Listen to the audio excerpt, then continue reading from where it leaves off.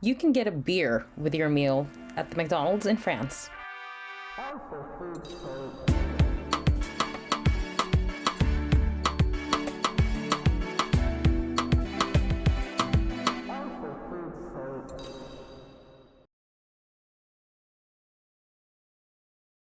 Welcome to O for Food's Sake.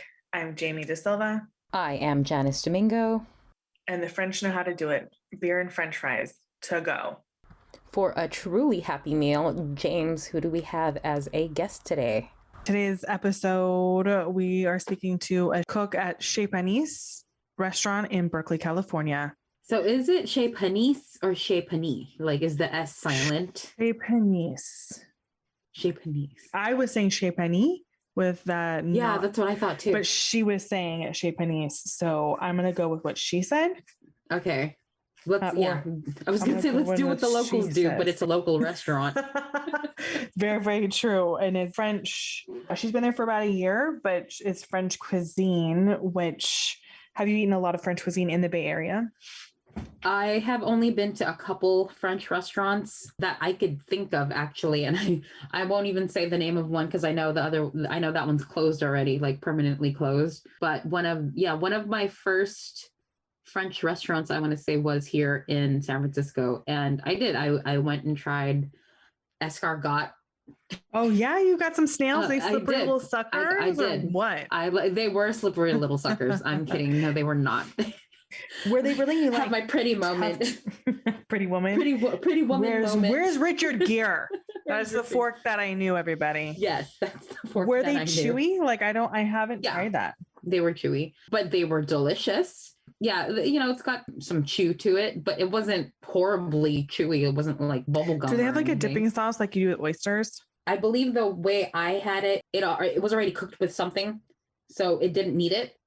Okay. Like it didn't need a dipping sauce, but it was covered in butter. Yeah, it was delicious. That was probably my only foray into French cuisine that I have tried. I have not tried cooking French cuisine at all, like not even a pastry or anything. Oh, okay. I don't know if this counts as a French restaurant, but the patisserie in San Francisco. Ooh, oh my gosh. Yeah. So delicious. What's the one place, the bakery that you've turned me on to in Oakland? Is Oakland or Berkeley? Both. So the original one started here in Oakland. It's called La Farine Bakery. Mm-hmm. And they have another location in Berkeley also, which is Berkeley borderline Oakland. So shout out to La Farine for their staying power because they've been around for a very long time. Amazing pastries. They're known for their morning buns. Their tarts are gorgeous.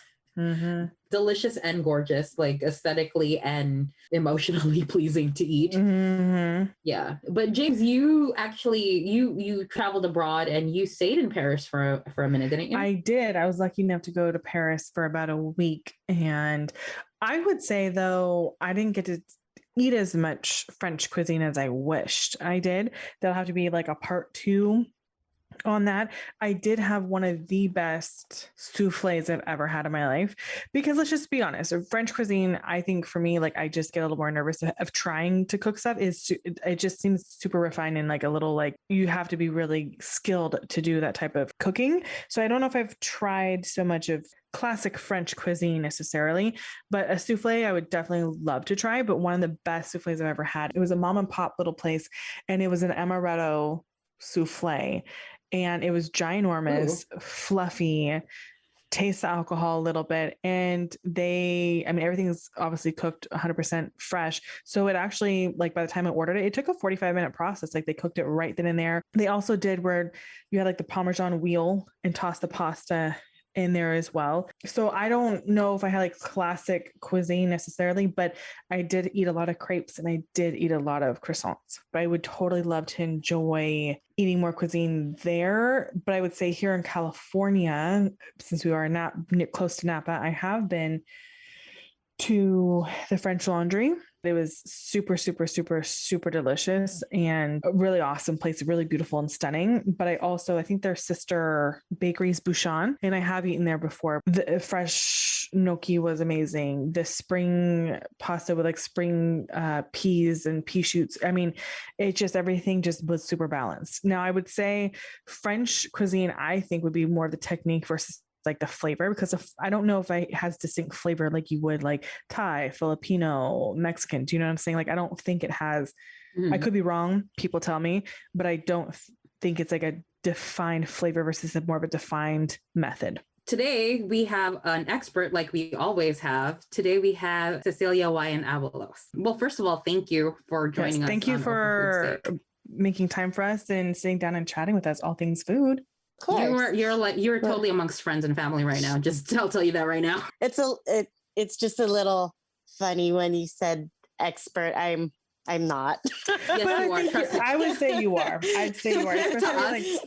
Yes, you are a cook at Chez Panisse in Berkeley. I say expert. Like, it's our podcast, so we get to say what we want. That is true. This is true.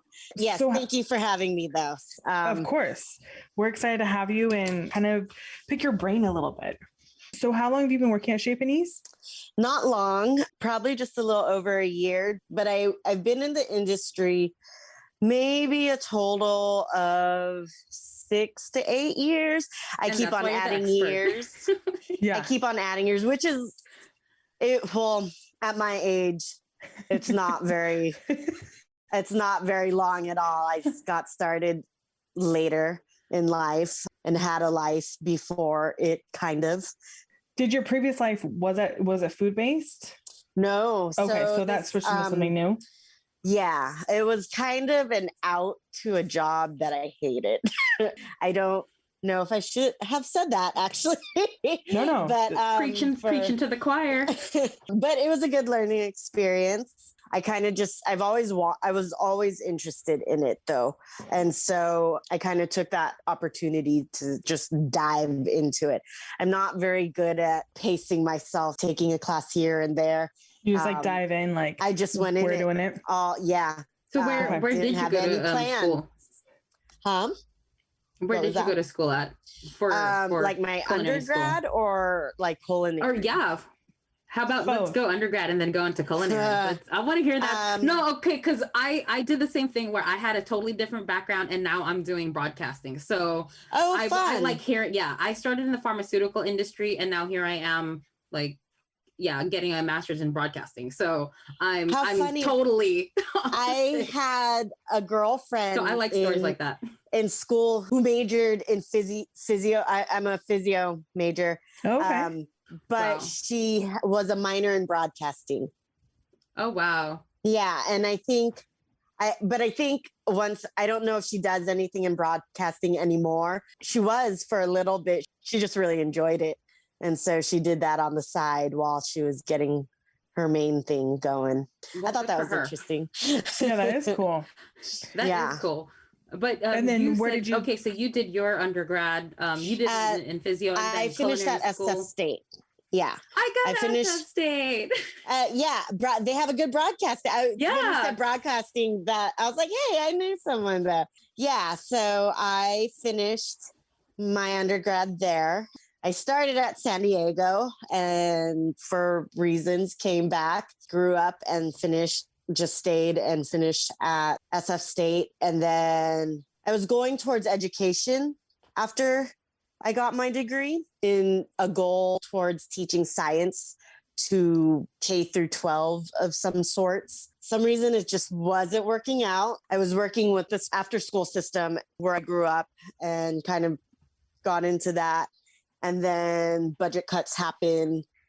Things happened. I had to get another job, had to quit the school system. And I stayed at this one job for about 2 years, and it just sucked the life out of me. It was not what I graduated for. It had nothing to do. It paid the bills. A job.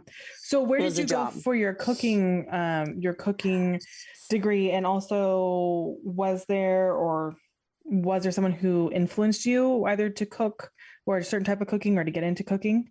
Yeah, actually there was. So my out of this job, they were really good to me, I should say. They were really good to me. And so long story short, instead of me getting laid, or they laid me off so that I could receive benefits. Okay. And so I was people right there. they were very good to me. job was whack, but they were so good to me. Whack, but they were good to me. And so I ended up, I didn't want to pay because culinary school is expensive. You may have heard. People don't realize it. It's very expensive. When you get out of culinary school, you don't get paid enough to pay your bills. No, you don't. Or to survive, really, especially if you're in the Bay Area. Maybe if you live somewhere minimum else. Wage, isn't it? Minimum wage should be higher now in this side of the East Bay, but it's not everywhere where it's, I don't think it's raised up like everywhere. I remember I went to DVC because I didn't want to I realized if I didn't like this, I didn't lose anything. No, that's smart because they do actually, and I went to DVC for a very long time. It's a very prestigious school if people don't know. It's a great school. I only knew that they did pastries. Do they do a full culinary? Yeah. Oh, wow. I didn't know that. So I learned of this program through my cousin because he got his pastry certification degree or whatever you want to call it from DVC. And after so many years, finally got his own shop. Then because of COVID and all this stuff, things happen. He still has the shop, but he's not there as much because he had to get another job. Ain't that some shit? And that's just how the food industry is. Like, this pandemic has kind of shown a different perspective that you kind of forget about. If you're really thinking about it and kind of looking at the practicalities of everything, it's a very back-breaking job for little pay. It's just not stable. And this pandemic has showed that. There are ways to get around it, obviously. And I think I'm still trying to figure that out. I guess I'm in a good position because it's not just me. There's a lot of things that, like, I was able to save up a little bit before I did this, because apparently if you have a degree already, there's and you're within a specific pay bracket, you don't have to pay for JC. What? Like, all you have to pay. Shut up. All you have to pay for are your books, which is could be expensive still. Yeah. Did you have a lot of books to school, Jamie? Let's go back. Let's go back. For reals, girl. I forgot what it was called. But like I never left. Because I could not get on financial aid. And I was like, what the? I can't get on financial aid. Like, I need this. Yeah. The counselor told me, well, there's this. If you do this, you should be good. What is this? Because I want to do this. I forgot. I could, if you're amazing. I would. And if you already have a degree, I think this is for people who have some whatever degree, right. From a previous time or whatever. But I want to touch on what we kind of were chatting before we got on in actually recording, is the difference between chef and cook.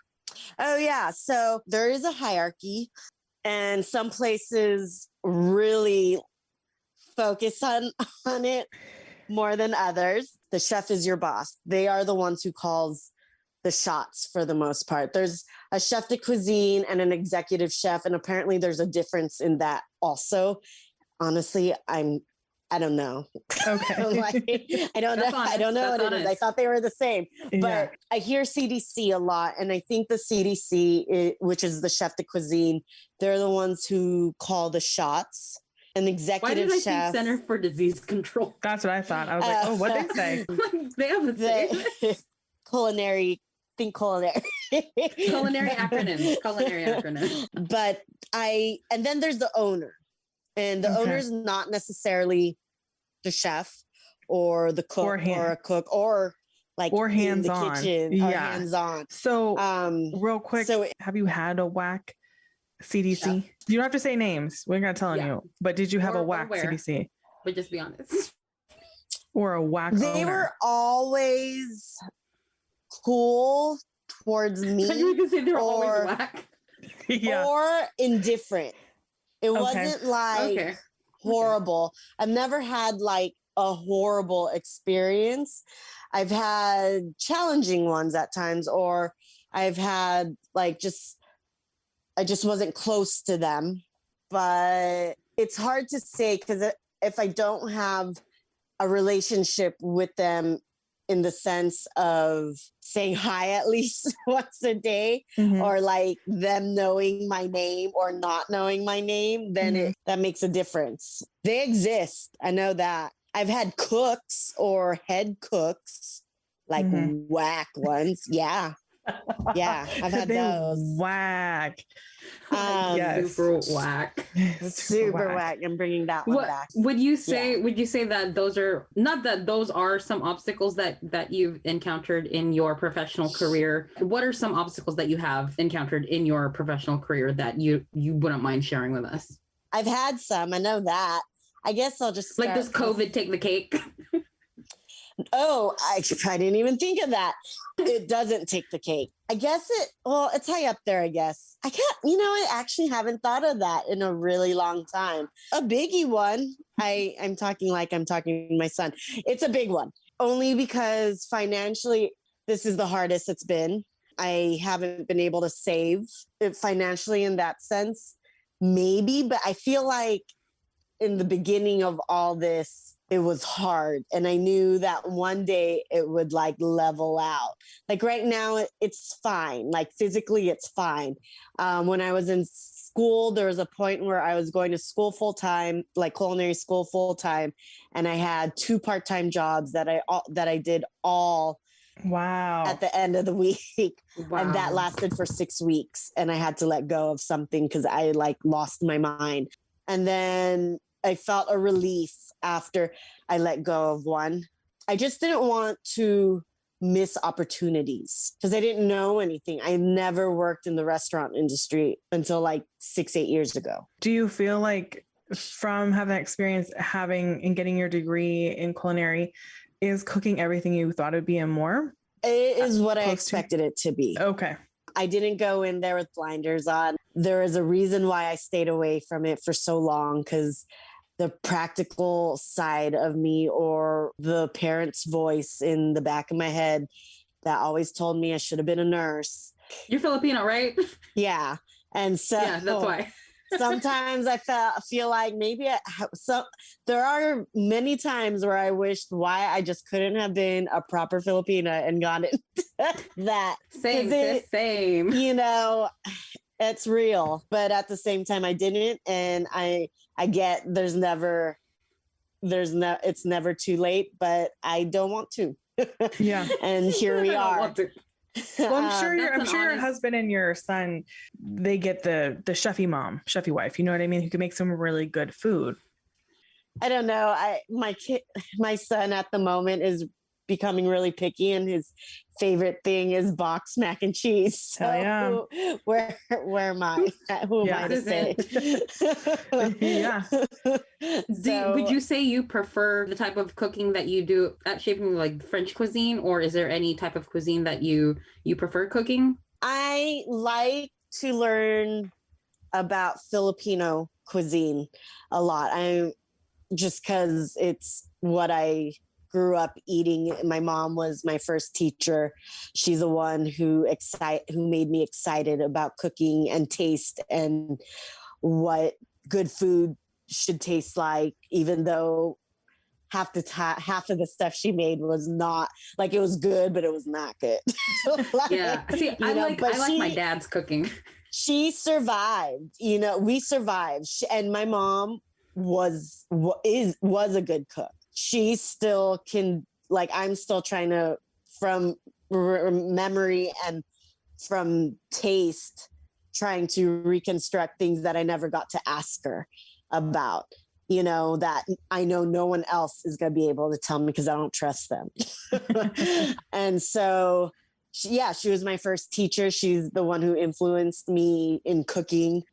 Her whole family cooked well. And then just reading Filipino cookbooks and seeing how they do things and like trying to like. Are you Kapampangan? No, curious. My dad's from here we go. My dad's from Bawan, Batangas, down south of Luzon. They're both from Luzon, and my mom's up north from Cabanatuan City. I just had to ask because the Kapampangans can cook. Like let's say the truth. It's so hard for me because I can't tell the differences. All I know is if it's spicy, it came from people. That's all. It came from people. So there's like, and I Awesome. get certain like Spanish like influences when I see certain things, but other than that, I can't tell different little regions, which makes me a little bit sad because there's a certain pride because you don't see too much. At least I guess they're starting to pop up a little more now, Filipino restaurants and just Filipino cookbooks or whatever. I guess they've always been around, but on my side of the bay, there's a handful. There's not much, but there's a handful. And there's a couple that I actually like to go to because I don't cook Filipino food all the time. I cook it on certain occasions. And from all the things that my mom has taught me, I do remember, I feel like I'm good at what I know. And because my dad obviously was not a cook. Like when my mom got sick, bless his soul, he tried, but it just wasn't. He just didn't, just missed. With that being said, my mom always tried different things. She experimented. She never understood secret recipes. She didn't understand that. She always thought, because she shared her recipe. Oh, she did. She was a sharer. Some people are not sharers. She is a sharer because she always thought, well, if something is good, we should, everyone should That's know. so sweet. And she didn't understand when people didn't share because she's like, what, am I going to make it better than you? But deep down, she probably did think she was going to make it better. Well, she probably could, but some people aren't sharers. And I'm a little they're not. Wait, okay. My problem is I just don't remember. I'm kind of the off the cuff kind of girl. And it's a dash of this, it's this and that. And everyone's what is it? I'm mom, oh man, I had to sit down and think her. about it. Yeah, you got to watch. You had to watch her every time because there were no measurements. It was just smell and taste, which is cooking, honestly. That is cooking. I don't I dabble in baking. I enjoy it. I'm not great at it, but I enjoy it.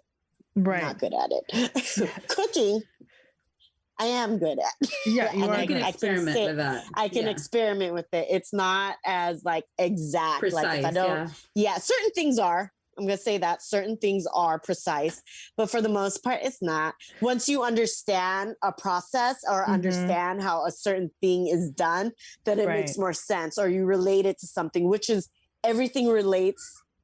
The way I see it, everything relates, regardless if you're Filipino or French or African, maybe even something is going to relate in there where it's very true. Oh, okay, that I get that. And I think in my opinion, and like you said, once you kind of get that type of branch thinking globally, to your point, it does kind of make sense. And then you can kind of offshoot, off branch in a lot of different type of cuisines all around the world, and and some of them have some similar profiles too, or the processes in which you do make the sauces X, Y, and Z.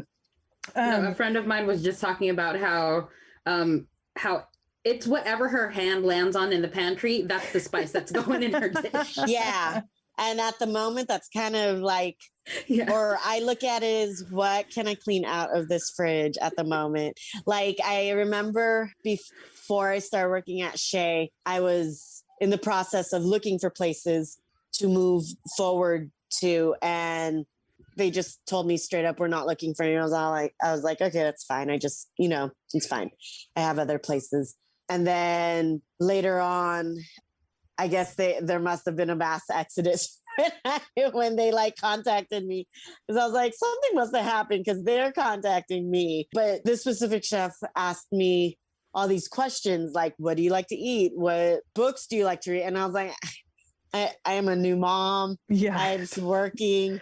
I'm just trying to get some sleep. I'm just trying to get some sleep. I literally made this email at 1 a.m. after a shift, after a shower, just literally jotted it down, not formally. I was just answering questions on this email. I was like, I just need to spit this out and go to bed. But it was interesting because she did ask, what do you like to cook at home? What do you like to cook? Or what did you like to cook at your previous jobs? And I realized I'm whatever's quick, simple, and bountiful is what I like to make. Because I don't want to cook every day because I do that every day. I'm curious because you did say she. I'm curious. Are there what is the demographic inside of a kitchen, men to women? What would you say in your opinion? What have you seen? Right now, I want to say it's pretty 50-50. I have 2 chefs. One is a female and one is a male. And the way I see it is you cannot have one without the other, which is nice. They're like yin and yang. There's one that is more strict than the other, but I feel like you just need that. They've been there for many years. They are a staple to Shay as much as Alice is, I feel, and have a lot of knowledge. And I've heard many stories in the past before, and even right before I started working there, that it was more male dominated, but it's pretty even, I feel like right now in the actual kitchen. I think it varies now.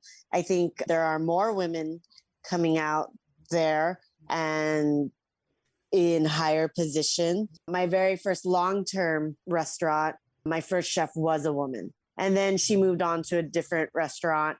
One of my very first jobs in the industry while I was in school, I got hired at this startup bakery, which unfortunately no longer exists, but the owner was female. The whole kitchen, for the most part, I think was female also, except for one or 2 males, or I think it was like 50-50 by the time it ended, but there wasn't many of us. So it was all female. Not that she was trying to only hire females, but it just happened to be worked like out that way. It worked out that way. Well, I'm glad that most of them have been positive experiences for the most part, working amongst a lot of men in the career. I'm sure there's a lot. But I mean, was there a time that kind of sticks out? You don't have to say names, but just really maybe in a kitchen that was more full of men that you kind of questioned being a cook in the business? Yeah. Or just life itself. Or just life itself. You can't help but think about that sometimes. You try not to make it an issue, but it is there. Yeah. Especially when I got pregnant and having to stop and pump. It's not like I have someone doing my stuff for me. You know, it's hard when it's your whole responsibility. Did you get support with that though? Or was it just like, oh, she has to leave again, like someone can take over? No, they were very positive about it. That's good. But at the same time, it's like they can only do as much, or I don't know. It wasn't like we had extra hands. Yeah. So I still had to hurry up, you know, where they don't have that issue. They don't have to worry about stopping and pumping. They don't have to worry about hormones and heat. It was a learning experience. And progressing in your pregnancy, where as you're getting a little bit bigger each week, scanning for X amount of hours a day. And so it's funny because when I first got pregnant, I was just learning how to work the pizza oven, which is probably the hottest area of the line. And even if you're on salads, it gets hot there too. But just imagine if that's hot, pizza oven is like so I can't even imagine. And you're right in front of it and you're gross, you're sweaty. And they were pretty supportive of saying, like, if you need to step out, you need to let us know, because I can't stop and tell you all the time to get off. And I did get kicked out a couple of times. They're like, you need to go chill and eat or something. And even though I was like, I'm fine, but then it'll hit me out of nowhere. But it was just trying to manage that in my head, because I didn't want to be that quote unquote that person. I didn't want to be the weak link in anywhere. I had to always feel, and I don't think they intentionally tried to make me feel like that. Right. It was just me and just how I work. And so that was hard. Right now, I don't feel it so much because we don't really have a traditional service going on. And it's a little more lax just because, COVID. So. COVID. Yeah. Cecile, I really am very grateful for you sticking it out with us. Before we let you go, we like to do this round. It's rapid questions. Don't even think, just what comes into your head. Okay. Yeah. What is your favorite junk food? Potato chips. Hell yes. Ridge or no ridge? Kettle. Yes. That's my girl. Okay. Yes. Is that the same while pregnant? Do you have a different pregnancy one now? No, it's always Okay. Kettle. It's Different always brands, different flavors, different brands though. Okay. I will say that. Miss Vicky's jalapenos is what's that? Oh, I haven't had that one in a while. That I love spicy, but for some reason that doesn't ever call to me. Yeah. I'm kind of the simple girl, and I will go for the Boulder Canyon salt and pepper because they have a little. I think they put sugar in it. Oh, I'm about that. Okay, I've got to look that up. Yeah, I gotta try that. Or Honey Dijon or Buffalo Blue Kettle brand. Ooh. Okay. I love me some. We're sponsored by no one, but maybe Kettle yeah. brand. What is it? The sweet Maui onion from. Oh yeah, that's always a good one. Or their luau barbecue is always good. Yes, it's nice and spicy. Sweet and spicy, yes. What is your favorite cuisine?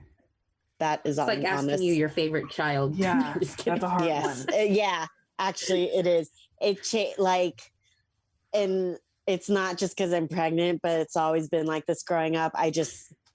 It always changes like what I'm craving right now. And this is strictly because I am pregnant, are burgers. Oh yeah. I'm craving a burger. Like I wanted a burger this afternoon, but realized I was cooking something. So no burger. No burger. No burger. That sounds and what delicious, is not when you're not pregnant, what is something that makes you say like, oh, for food's sake? That really just like I'll start. Ice cream. Oh, ice cream. Right now I'm into popsicles. Okay. And this is before, well, actually, maybe it is pregnancy. I don't know. I wanted to say it was before pregnancy, but I couldn't tell you that. I just like sauce, like red sauces, marinara sauces, meat sauces. I could just a bowl of sauce with some bread, like no noodles. I could just mess with that. But also I'm a real big lover. Pizza. That's a good one. French fries. Good French fries. I don't care what kind of French fries. I do not discriminate against a potato. As long as it's fried. Yeah. Then I'm good to go. It can't be soggy, but fried. No, not soggy. And I don't always like it like crazy shoestring. I need some crunch to it, but but chewy. Yeah. And it needs some salt right up on there. Like not just bland. There definitely needs some salt. Salt, unless you have a salt thing. Everything needs salt. That's how everything needs salt. It's kind of gross how much salt I go through in a day at work. Oh, I'm sure. I'm very sure you need it. That butter and salt, I'm sure, is exactly what you use on a daily basis. Butter, not so much. Okay. Salt, yes. Salt, yes. Everything. And oil. Ooh, oil. So I've worked at a lot of places that a lot of the main places or the places I've been at for a while have used a lot of olive oil or grapeseed. And so or like good oils or sustainable or whatever oils, local, I don't know. But oil. So not so much butter. So certain things get butter, but I am a person who does not believe that everything needs butter. Okay. I like it. So it's not like a Paula Deen, like mo better. Like, I like butter. Don't get me wrong. Mm-hmm. I just, and this sounds really silly because I know this is like an old school thing, but I've just within the past year or so found out about radishes and butter. And I actually like this. I found out about it weird 5 seconds ago. Yeah, wait a minute. Are you saying you saute the radishes in the butter or you eat it with butter? You eat it with butter, like you dip it in butter. It's a thing. I don't know if it's does it calm down the spiciness of a radish? It could. I love the spiciness of a radish. So do I. I feel like it's my my mind is blown right now. My mind is real blown right now. It's my spirit vegetable. So are you like a watermelon radish kind of gal? What kind of radish are you? No, not the watermelon. I love watermelon radishes though. But one of the breakfast radishes, they're small and they're spicy. Yeah. Like you. Like me. You are. Yes. Like All right, me. one last question before we let you go. If you could cook anywhere in the world, where would it be? Oh, that's a good one. I guess I would like to go to the Philippines. Everyone says, I'm not saying it's too late to do the culinary tour over there for me. I just don't. I have no energy. But I would like to go to the Philippines and just like learn about the cuisine over there, just because it varies. I guess growing up, like it's been simple.